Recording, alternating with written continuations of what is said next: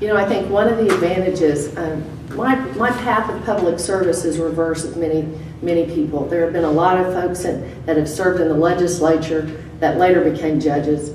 But you know, I came to the legislature after serving 8 years on the bench, nonpartisan, hadn't been involved in politics. And that's the attitude I tried to take with me when I got to the state capitol.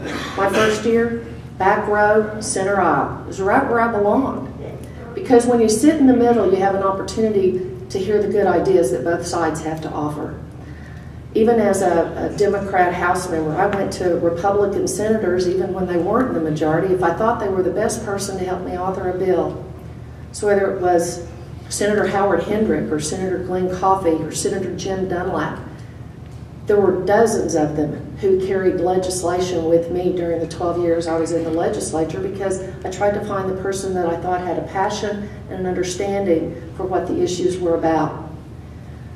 When I was a subcommittee chair for 6 years of the Public Safety and Judiciary Committee, the year that we passed zero-based budgeting was probably in the 2003 legislative session.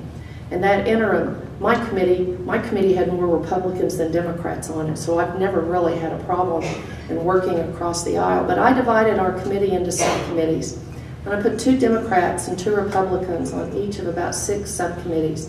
And I divided the 19 agencies that we were in charge of appropriating to.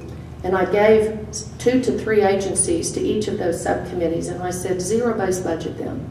Bring them in, talk to them, find out what's going on. I wasn't interested in what the Democrats had to say, and I didn't want to disregard what the Republicans had to offer. I made them equal, because I think that's how you find out the best answers, is by giving everybody an equal opportunity to be heard. How would I try to bring bipartisan cooperation? I hope I could follow the example of a Governor Bellman, who brought education reform to this state that we are still trying to implement today. I hope I could bring the bipartisanship and the leadership of a Governor Bartlett, who helped create the career tech system in this state that is one of the best economic development tools that we have.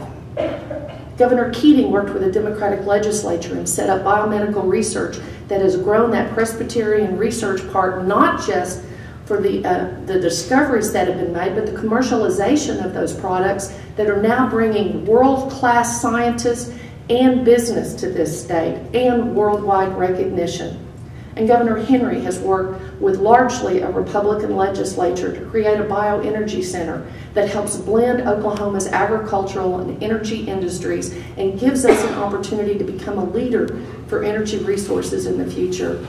I hope that I can follow those examples, and I believe that our administration is the right one to help lead during this difficult time in a bipartisan way. Okay, any more questions from the floor?